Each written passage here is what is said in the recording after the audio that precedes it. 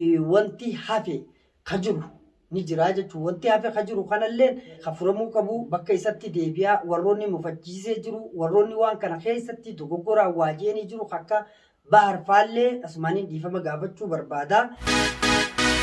Assalamu alaikum warahmatullahi wabarakatuh. Jirtu daawwattoota hordoftoota keenya shama akkam jirtan bakka jirtan nageenya rabbii guddaa isin biraa jiraatu isiniin jecha. Egaa addaan turree jirra, irraa walitti deebinee jirra. Warroonni keessattuu fageenyarraa teessanii fuula numaaf miidiyaa irraa nu daawwataa jirtan salaamtaan teenyaas ta'an onnee irraa kaatee bakka jirtanitti hojjettee isin haadha qabdu isiniin jecha waa jechuu barbaade. Keessattuu hordoftoonni keenya hordoftoonni numaaf miidiyaa warri toora kanarraan yeroo hedduu dogoggora uumame irrattis nu gorsuu dhageekuu akkasumas gartee haala tola yookaan gaarii hojjetamte irrattis gammachuu isaatiin nu waliin qooddachaa turtan hundi keessanuu baga walitti deebine isiniin jechuu barbaada. Kana qofaa miti wanti gaa walirra turree fi tokkoffaa haalota keessa jirru wal qabatee dhimmoota keessa turree gurguddaa ni beektan jeetiin amanaa. Isaan kana gaa numaaf miidiyaan maal godhee kam ta'e maaltutu toora kanarraa nu jalaa bachiisee warri juus jiraachuu dandeessu dhuguma. Haalli san ulfaataa fi rakkoolee hamaa of keessaa qaba. Rakkoolee isaa baadhattee gaa keessaa bahuu sitti ulfaachuu danda'a. Ammallee daddaaqii hamtuu inni keessa qabu keessuma daddaaqaa waan jiraa hundumaa'uu hordofaa keessa turre. Kanaaf wanti isinirraa badeef gaa haala jiruuf jireenyaa keessatti wantoota ulfaatoo hedduutu jira kan nama mudatu. Inni kunis isinirraa na bachiisee jira. Ammaas irra deebinee baga walitti deebinee isiniin jechuu barbaada jechuudha. Kanaafuu har'a hoo numaaf maal qabatee nu dhufe kaju jiraachuu dandeessanii wanti qabadhee dhufe yoo jiraate haala jiruu lafa tanarratti wantoonni jiru hunduu ulfaataadha. Keessattuu haalli nu keessa jirru ulfaatuudha jechuudha. Kanaaf gama tokkoonis du'aa isinirraa hin barbaada jechuu barbaadeeti. Isa kaan ammoo maali jechuu fedha. Taateewwan ta'e sanirratti wanta akkanumaafitti ani irra gahuu barbaade kan irra hin gahinillee ni jira. San irra gahuudhaaf ammoo takka dhiisee rafeen beeku irra gahuu hin dandeenye jechuu barbaade. Duuchumatti naasaa jira. Warri gaara akkan adda babaasuuf barbaadulleen haala keessa turree fiidiyoowwan dabrerraa ni hubattan jeetiin abdaddaa. Sanirraan ammoo dubbichi xumuran harkanne yeroo jennu rakkooleen tun maal qabattee natti dhuftee rakkoo waan isiin qabattee natti dhufte waliin akka isin qabattee natti dhufteen furuu naaf haalli hin joonye kaayinan harkanne walumaa galattu rakkoo keessaa rakkoo dhaltuma natti taate. Kun egaa inni halaala akka itti murteessu isaatu beekaa. Inni keessa jiru immoo akka tana keessatti jiru isaatu beekaa jechuu barbaadeeti. Kanaaf warra waan eegale hundumaa'u milkeessee milkiidhaan xumura godhatee injifannoo keessaa bahullee rabbiin haa godhu. Du'aa akkanaa gootanii isinirraa barbaada. Isiniin jaaladha jechuu barbaada. Akkasuma wanti fuullee keenya dura jiru waan baay'eetu jira jechuudha. Maali wanti baay'een jirtu yoo jettanii namitti falfaltuu masara jettan sanis harkannee qabachuu hin dandeenye. Gama kiyyaanii yaalii hedduullee godheetiin jira. Yaalii sanirraan hin harkannee silaa harkallee fedhiiti hawwiiti guddoo ta'e ammas yaaluu hin dhiisu jechuudha. Yaaluu hin dhiisu. Kanaafuu du'aayiidhaan akkana bira jiraataniin isinirraa fedha. Kanarraan ammoo ramadaanillee gahaa jira. Ramadaanni dhufee jira. Warroonni toora fuula numaaf miidiyaa irraan ilma namaati ani dogoggoruun ni mala dogoggoraan mufachiisee jirus jechuun tadiinummaan jirtu tadhalummaa waan gaarii sirraa dhabuudhaan dhalli akkasitti mufachuullee dandeessi. Fakkeenyaaf dogoggoroota uumama haala jiruuf jireenyaa kana keessatti dhalli ofii gaa waanuma ofii isii waanuma sirraa fedhuu qabdu sirraa feeti yoo waan sirraa dhabde immoo sitti mufachuullee aaruullee dandeessi jechuu barbaadeeti. Dogoggoroota waan dalagame kana keessatti akkanumaafitti annamanii dogoggoruu hin danda'a. Dogoggorallee fokkolchaa dhiifama naa godhaa isiniin jechuu barbaadaa jechuudha. Maaliif jennaani wantoota dalagame kanarratti akkanumaafitti ani ofii kiyyatti yoon deebi'ee ilaalu dogoggora wanti natti mul'atu hin jirtu jechuudha. Maaliif jechuuni keessa jirra gaa gidiraa keessa jirra waliin deemaa jirra. Na caalaa isaa ilaalaa taa'ee ilaaluutu waan kana harka waan ta'eefi kana jechuu danda'e.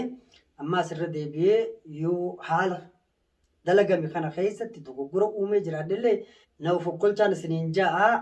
Maaliif jennaan ani dubbii keessa seene san dubbiin keessa seene sanii waan taatee quban qabu nilleen beeku haala isiin natti dhufteen ammoo keessummeessu akka jechuun uumatti gama isiin silaa xumura isiin barbaaddutti xumuruuf tattaaffiin an godhe anaaf rabbiitu beekaa haala kana keessatti immoo namni yeroo ofii qabu ni khasaaraa waa hedduu dhagaa jiruuf jireenya fi keessatti waan kanatti jechuudha yeroo ofii aarsaa kafaluutu jira namni kanan arku waan gidiraa keessa deemnu kana qofa akkaataa taa'aa jiru kana qofa harkaa jechuudha malee haala dhibdee dubbiin tun qabdu isuma keessa jiruutu waliin gubataa ittiin deemaa ture kanaaf haalonni san hundi inni mudate keessa waliin dabarree jirra isatti aanu immoo gamatti xumuramu rabbiin qofaatu beekaa anillee waan hin beekne irraa dubbadhu hin qabu inshallah kana booda rabbi gartee hamtuuf rakkoolee akkanaallee inarraa qabee jechuun wantoota gaggaarii naa qunnamsiisu jechuu barbaadu ofuma kiyyaafuu fi isinilleen gama keessaniin du'aayii akkanaa gootanii fi wanti hafe ka jiru ni jira jechuun wanti hafe ka jiru kanallee ka furamuu qabu bakka isatti deebi'aa warroonni mufachiisee jiru warroonni waan kana keessatti dogoggoraa waajeenii jiru akka bahar faallee asmaaniin dhiifama gaafachuu barbaada maaliif jini ramadaanaallee gahee jira eenyufuu garatti aarii akka naaf qabatuu fi anilleen eenyuf akkaan aarii qabadullee hin barbaadu rakkoolee gama aariitii fi garama birootti nu fiddullee tadeemtullee rabbii wal nu haa ta'u maaliif hin barbaachisu jechuun illee hin barbaadu kanaaf isinirraa turuu kiyyaaf isinilleen dhiifama naa godhaa haalli na qabee ture isinirraa haaluma jiruuf jireenya lafa tanarra jiru waan keessa ture daadarkaa numaaf akka numaafitti anaatu beekaa wantoota na mudataa ture kanaafiin isinirraa ture baga walitti deebinee baga guyyaa kanaanis rabbiin nu ga'e isiniin jechuu barbaada alhamdulillahi kaan ammoo namni yeroo yaada ofii kennatu akkuma ofii yaadetti hundi isaa kennachuu danda'a namoonni gidiraa fi haala san keessa waliin turre hoo maal godhutti jiranii akkam keessa jiran kaju'u yaaddoo keessan ta'uu danda'a jechuudha inshallah isaanillee gama isaaniitiin ani haala isaan keessa jiran warri tattaaffii irra waliin jirullee jira warri kaan ammoo waan isaan keessa jiran ofii kijaafuu waan beekuun qabu abdilleen erga bahee haala inni keessa jiruu fi haala keessa deemu jirullee irraa quba hin qabu kanarraan kanafe haala mucaan san irra gahe muciyyoo falfaltuu sanirraa kaasee waan takka kan mul'atullee ni jira mucuma san baasee haadha isaatiif abbaa isaa gidduutti harkatti haa deebisu jechuun barbaada kan sanirraa hafte immoo isii falfaltuu haala kana dalaydee hin dhiifnu maaliif jennaani egereefuu gaariidhaa miti hedduu waa meeqa jechuun rakkoon isiidhaa waan hedduu nu gootee akkanumaafitti ani keessa nayitee waan firraan eenye jechuudha inni keessa nanayitee haala lubbuu namaatti nu nayitee rabbiin hundumaa keessaan baasee alhamdulillah as geenya jirraa lubbuu namaallee nu harkatti hin baanee wanti goon takkallee hin jirtu wanta gaara sitti fakkaate akkasi fakkaatetti haala si dhufetti ati nama keessuma baataa keessa baanee jirra alhamdulillahi ammallee nagaa bilisaan abdii obboleessa keenyallee ofirraa harka keenyallee gadhiifnee jirra kanarraan kanaaf isiimmoo barbaacha akka rafee bulle isiniin jeetin jira kanaaf har'a baga walitti deebinee waan fuullee keenya dura jiru ka'uun egaa walumaanuu ilaallu ta'a isiniin ja'a daawwattootaa fi hordoftoota numaaf miidiyaa hedduun isin jaaladha sababni isin jaaladhuuf waa hedduutu jira maal jennaan rakkoo jirtu hunda keessatti waliin qooddachuu irratti waliin warri dadhabdan hirmaattanii haala hunda keessa waliin baaneesi waanuma dhaloota taanee fi naagalatoomaa isiniin jechuu barbaada isa kaan ammoo haala bal'oo keessattis haala jiru hunda keessatti gammachuu waliin qooddachuu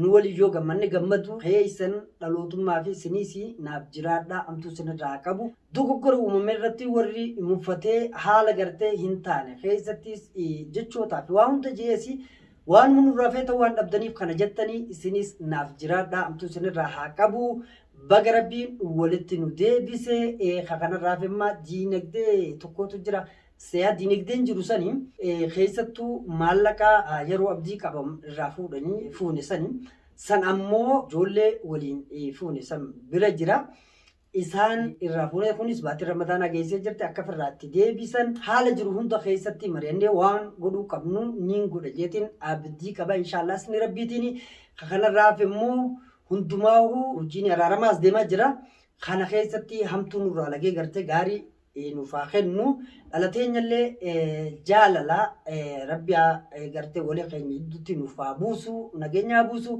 kasanirraa hafe immoo maal jechuu barbaadeeti mallee du'aa hin haftee jirti du'aa hin hafte maali akkasuma yoo dilii teenya yookaan haala keessa jirru kan haala abaarsaa ta'ellee rabbi karaa nufaa deebi'u sammuu teenyallee warra of ta'ee waa hojjetu rabbi nu haa godhu haala jiru keessatti warroota dogoggora qofaan cuubamanii asirraa dabran rabbi nu hin godhini isiniin jaaladha akkana jaalattan abdiin qabaa kakkaaliiwwan kiyya du'aa teessaniin nafaana jiraadhaa isiniin jaa har'aa adduma baduu keenya isiniif deebi'uu kijeebsuufiin asirratti as bahee jira numaa fi alhamdulillah nagaan qaba akka numaafitti baga jiraannee walitti deebineen isiniin ja'a ani onnee guutuun isin jaaladha isinillee akkana jaalattan abdiin qaba kanaafuu bakka jirtanitti hamtuu rabbi isinirraa haa qabu nageenyi rabbi isin biraa jiraatu naaf jiraadha hedduu isin jaaladha baay'ee isiniin jechuu barbaada inshallah tafuula keenya dura rabbi nagaan nuuf haa fitu kanumaan isin dhaammadha nagayaatti